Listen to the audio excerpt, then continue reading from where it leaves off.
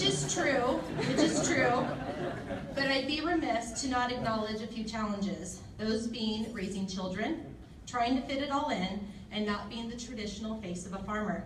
I would also suggest that being a woman in ag is similar to being a woman in any traditionally male-dominated industry, trucking, military, construction, and many others.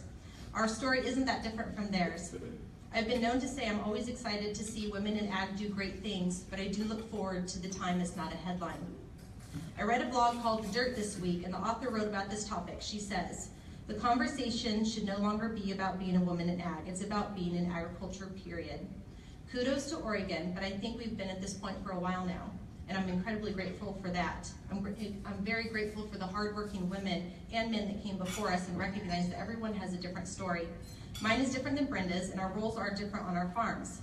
But don't you think, Brenda, there are many of us that have similar stories, and that starts with, my dad treated me like any other boy on the farm. I can say that's true for me and my 3 sisters, and I have girlfriends that will say the same. Our former First Lady, Michelle Obama, has said, change happens when a father realizes the potential of his daughter. I applaud the ag community for that. I also think that women have some natural traits that make us very valuable in the natural resource community. Many of those are the same reason you, Brenda, have been the face of campaigns. Simply put, you're a mom. And Brenda, maybe you should point out the obvious. That there are 2 women standing up here today. That is correct. So it is true that it is very different being a woman in ag. But our challenges that we face aren't because we're women. It's because that we're living in a state that unfortunately continues to get so much more unfriendly to business all the time. Personally, yes, I'm a business owner and I'm a woman, but I'm also, like was stated before, I'm the HR department, I'm the secretary, the safety trainer, the tractor driver, and the sprayer operator. I'm who my employees come to, with their really big questions, and I'm who they come to when they need more toilet paper in the bathroom. So it really runs the gamut of our jobs there. One of the biggest challenges I face is wearing all of those hats. I think that legislators and agencies look at things like it's just one more form to fill out. It's one more thing to track, like unpaid sick time. And they say, well, there's only 3 ways to count if you're a large or small employer in the state. So that shouldn't be too difficult, right? With seasonal employment, of course not. And maybe it's not. Maybe, we're just way behind. But I don't think that's the case. I think the problem is that one more thing on top of the thousands of other things that they continually regulate us on. And it also, it lacks this common sense that we really built our businesses on for generations. And that is a really tough pill to swallow. And then that whole other layer, the whole other hat of being a mom. And it really adds to that balancing act that Shelly and I know both struggle with very often. But I've found that working together a lot of times within the industry as women, we can sometimes really hit it out of the park. Brenda, remember the time you needed to speak to the legislature on behalf of Farm Bureau regarding pesticide usage a few years back. You were pregnant, and who was 1. You had no child care, but knew how important it was to testify that day. I'm pretty sure Kathy Hadley and I took care of Hoot while you testified. You were tired, you were busy, and you needed help. In fact, I remember we couldn't figure out how to get the stroller into a door into the Capitol building. Yeah, turns out it's on the side. Yeah, you're stuck. We're stuck. But you did it because we needed you to. And one of the reasons you were able to do it is because you had people supporting you and friends to help you out. The point is, advocating on behalf of the entire agriculture industry can be exhausting. You do it, I do it, we all do it because it benefits us, our farm, and even more importantly, our future farm. Thank you, Shelly, for saying that, and thank you for your help that day. As a woman, as a mom, and as an advocate, I like to thank you for all of your support. I can't even tell you how humbling it was to even be asked to come up here to speak in front of you farmers, in front of those who are working within our industry and supporting us every day. It is not going unnoticed, I can assure you of that. Because farming is not just a job, it is a way of life. It is a way of life that is hard to explain, it is exhausting in its ability to encompass everything, our whole lives, our whole outlook, and it is also rewarding as hell at the end of the day, I have to tell you.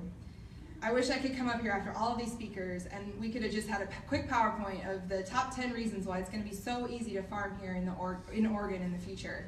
And unfortunately, as you all heard, it's not the case. I think that our fight here is continually beginning, continually changing, and it will be continually challenged. My story started with me coming back to the farm. really realizing what an important legacy we had here in Oregon. I moved from Los Angeles back to St. Paul, and it just continued with my passion for an industry that has brought me so much joy.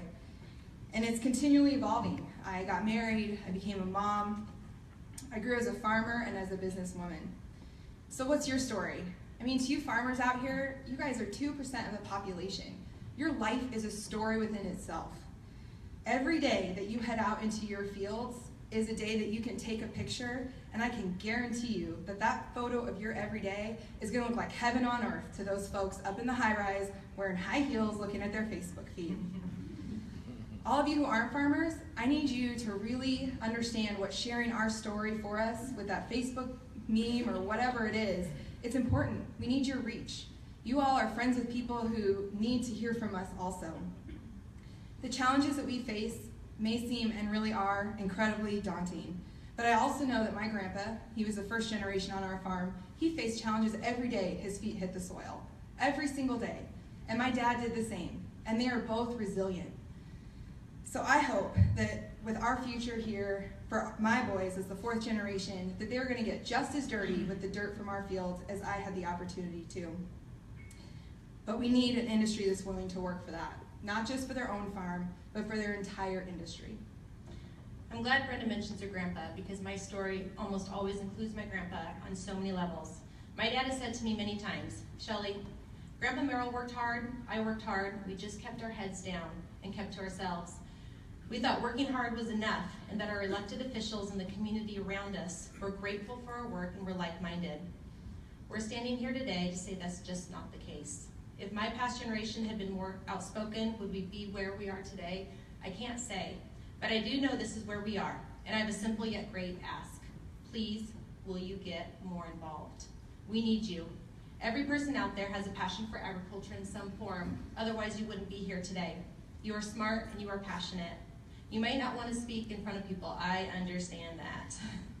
But you could write a letter, you could make a phone call, maybe you could join a local commission, a county farm bureau. Brenda and I know a lot about what we do, but Oregon agriculture is so much bigger than that. I have an action item for you. I want each and every one of you to do at least one thing that you didn't do last year. Go to a county farm bureau member and watch a public testimony hearing. Read about the Adopt a Farmer program and maybe join it. Answer Jenny Dressler's phone calls. Our Ag chapter, start a Twitter account and start sharing your farm story. The opportunities are truly endless. We both appreciate you listening to our story today, and our great hope is that it inspires you to share yours. Thank you.